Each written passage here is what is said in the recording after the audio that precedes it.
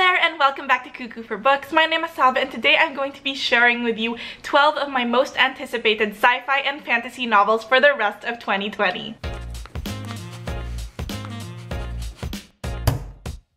So last week I shared with you guys my most anticipated thrillers and contemporary releases for the rest of 2020, and as promised I am back this week, this time with my most anticipated fantasy and sci-fi novels. I'm quite excited for this video because I would say that fantasy and sci-fi are two genres that are more my forte. I tried my best not to include any sequels on this list, but obviously, like I just said 2 seconds ago, this is my comfort zone and there are a couple of books and continuations of series that I am looking forward to, so I included those as well, but I'm gonna do that at the beginning of this video just to get it out of the way. And the first sequel I am looking forward to is The Silvered Serpens by Roshni Chokshi, and this is a sequel to The Gilded Wolves, which is her first novel in this trilogy. A little backstory on this series, just in case you want to pick it up. In this world, the biblical Tower of Babel fell. When it collapsed, all these fragments of the tower were spread out all throughout the world. Around each fragment rose the best of the best that humanity has to offer. So all the philosophers, inventors, those who helped advance humanity, they all sprouted up around these fragments. There is a secret society dedicated to guarding each fragment. One member of the secret society was sort of stripped of his birthright and he plans a heist to help blackmail or bribe his way back into the secret society. So in The Silvered Serpents,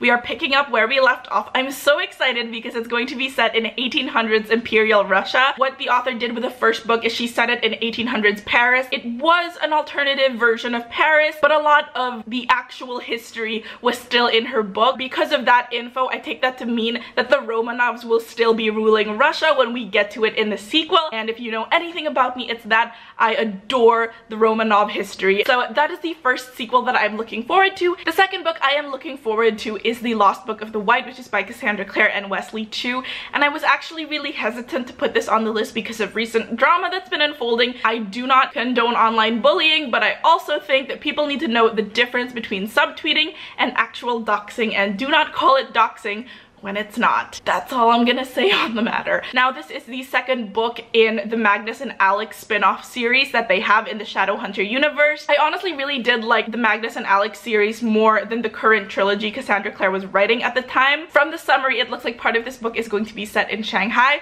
which I'm really excited about. Shanghai does return later on in this video, but more on that later. I think this second book is going to have more of a tie-in to the original Mortal Instruments series because it says that Simon and Izzy and Clary all make a return. Did I see Jace? I was never a fan of Jace, I'm sorry, so my eyes just skipped over him. But yes, Jace does come back in this book, so I think it'll be a fun reunion book, which I'm really excited about. Now that the sequels are out of the way, let's move on to the rest of the list. The next book on my list is a fantasy novel, and it is A Deadly Education by Naomi Novik. I'm really excited about this book because while I compiled this list about a week and a half ago, about 3 days ago, I found an arc of this novel in my inbox from Penguin Random House, so that's why I'm really extra excited about this book because I actually have early access to it. So honestly, I've heard nothing but good things about Naomi Novik's writing, from older audiences to young audiences to those who just like YA. It's actually filed, I think, under general fantasy fiction, so I've been dying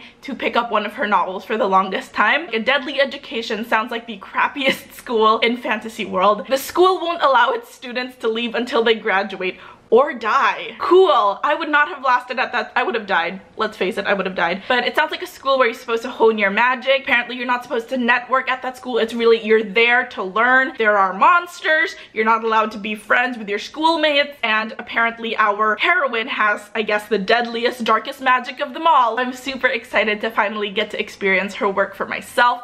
Finally. The next book I'm looking forward to is a sci-fi novel, and it is called Crown Chasers by Rebecca Coffin Daffer. In a galactic empire, our heroine's uncle is king of the entire galactic empire, and he dies and there is no heir. Instead, he sends all these people on a crown chase, hence the title of the book, to find the royal seal, and it's somewhere in the galaxy. First of all, the cover really drew me in, and second, it sounds like such an engaging universe, and I haven't fallen in love with a sci-fi universe for the longest time, aside from Mirage, but I already know Mirage's ending because it's only a duology, so my mind's already looking for the next sci-fi book I can can fall in love with, and that's why I put this one on my list. The next book I'm really excited about is another fantasy novel, and it is called Legendborn by Tracy Deonn. I was wondering, and they don't give it away in the summary until the very end, what classic legend are you retelling? So it starts off with our heroine Bree being accepted into like this gifted high schoolers program at a college nearby, and she experiences a demon. She eventually finds out that she does have magic powers, and she might be one of the descendants of King Arthur's knights,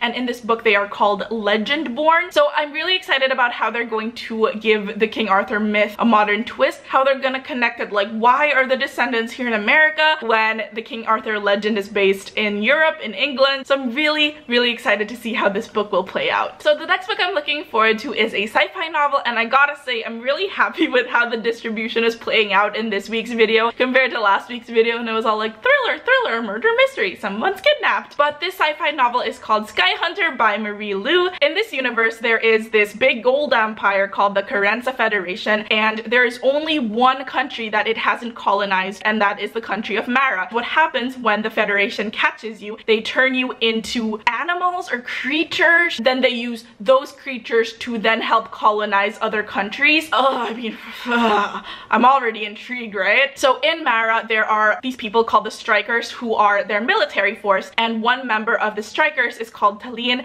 and she's our protagonist. And then I'm assuming, like I said, I never know how to end these summaries because we don't know how the book ends, but I'm assuming she takes a stand and she's all like, no, you cannot colonize my country. I was a fan of Marie Lu's first trilogy, which was the Legend trilogy. It's a dystopian gender-swapped version of Les Mis. Yeah, of course I'm sold. And then The Young Elites came out, and as much as I wanted to love it, it just didn't fit for me. It just wasn't my preference, so I'm hoping this book and the way she writes it will be my preference. This next book is by the author who wrote Stalking Jack the Ripper, which you will know is one of my most disappointing YA reads ever. I really hate that this is one of my most anticipated books, but like her first book that I tried reading because the summary gave me great hope, I was reeled in by the summary of this novel too. This one is called Kingdom of the Wicked, and it is a fantasy novel. The heroine is a twin sister. Dang it, she knows just how to rope me in. You know I love sister subplots. And her sister gets murdered, so she has to track down her sister's killer,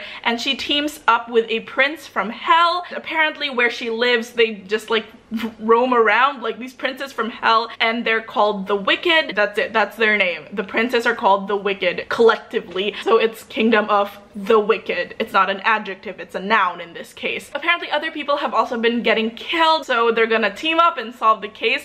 Honestly, it sounds so much like Stalking Jack the Ripper that I'm scared it's going to be disappointing. Or does it sound like Stalking Jack the Ripper because it's a new improved version of it? If so, I am for it. The next book I'm looking forward to is another fantasy, and it is called Broken Wish by Julie C. Dow. I love the first book of Julie's that I ever read, which was Forest of a Thousand Lanterns. It was a Snow White Evil Queen retelling. From what I gather from the summary, which is quite short and really quite vague, is that there is a girl named Elva who lives in a small village, and she's been getting visions, and then she finds a magic mirror, and then she has to come face to face with this witch of the North Woods. What really drew me to it, first of all, was I really enjoyed her writing, but also I love that in the summary it says the lines between hero and villain start to blur. I always love reading exactly those kinds of books where those lines blur. I don't know if this is a villain origin story or if it's just gonna be one of those gray area books, but I loved her writing in the previous book. I love fairy tales. I love these kinds of themes, so I'm assuming I will love this book. The next book, oh man, I am really excited about this one. From the blurb, and I quote, "It is a dark, queer YA fantasy. It's called Beyond the Ruby Veil by Mara Fitzgerald. Our protagonist is a lady, and I mean lady, I do mean lady, named Emanuela, and she's, you know, your typical fantasy rich girl who is supposed to marry well,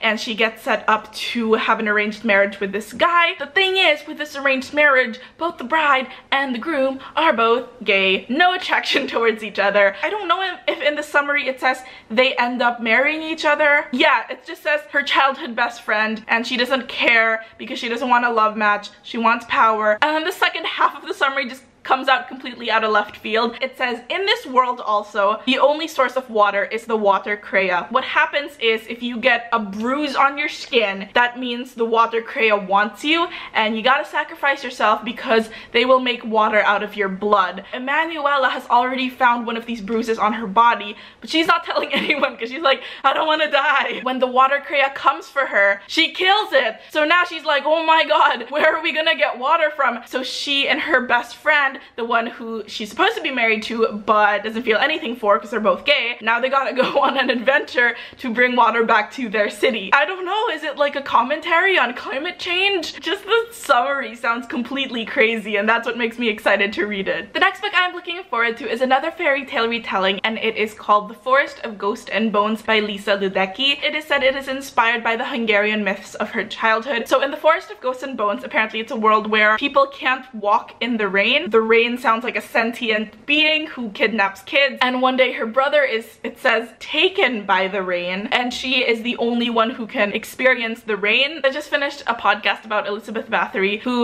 was a Hungarian countess but who is also allegedly one of the most prolific female serial killers of all time. I mean, there are a lot of rumors around her, but about Hungarian history I know next to nothing about. So honestly, when this book popped up, it was like the right timing. I was like, oh, I've been wanting to learn more about their culture and their literature and their mythology, and this sounds like the perfect book for me. The next book is the book I was talking about way back at the beginning of this video, and it is the other book set in Shanghai, and it is, tiny drum roll on my leg, it is These Violent Delights by Chloe Gong. I have 6 words for you. Wait, let me count. Romeo and Juliet in 1920s Shanghai. I'm just segueing here, but this is to show you how much I love the original piece of Romeo and Juliet. First of all, it was the first full-length play I ever did. It was during a study abroad program. That's where I learned, like, hey, acting isn't just about making it in Hollywood and becoming famous. It's performing arts. It's an art form. I mean, for that, Romeo and Juliet will always have like a soft spot in my heart for it, and I'm so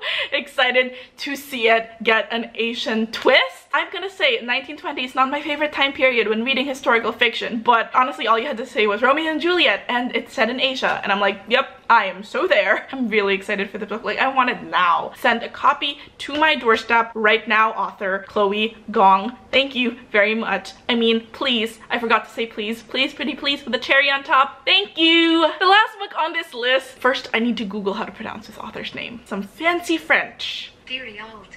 That is not how you pronounce it, is it? Diriyu. Okay, I'm gonna say it like that.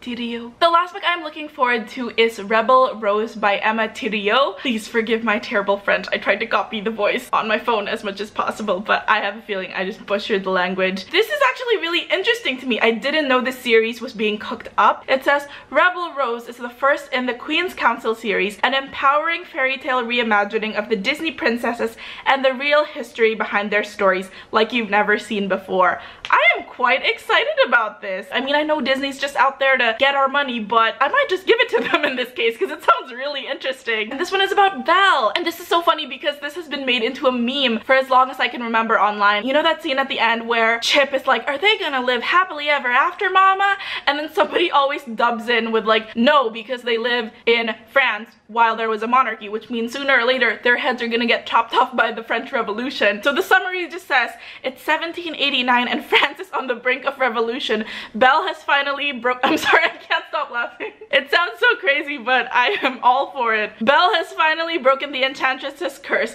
restoring the beast to his human form and bringing life back to their castle in the province of Aveyron. But in Paris, the fires of change are burning, and it's only a matter of time before the rebellion arrives on their doorstep. So it's literally about Beauty and the Beast dealing with the French Revolution. I can appreciate that. I'm looking forward to it because I want to see how they're even gonna do it, because it's like the enchantress is evidently in this story, which means magic is in the story, but I guess so is the guillotine. I feel like someone at Disney was just like, what the heck, have at it, let's go crazy. It's gonna teach kids that fairy tales aren't real and reality is a cold, cold, dark place. Yeah, sure. It's so anti-Disney, giving us the real history and not sugarcoating it, that I am very excited for this series and this first book in particular. And with that last incredulous note of I can't believe this book got approved at Disney, we end this video about the 12 sci-fi and fantasy releases that I am looking forward to that are coming out sometime within the rest of 2020. You can follow me on my other bookish adventures on Twitter and Instagram. I'm both at Cuckoo for Books. Please subscribe and I will see you guys very soon. Bye guys!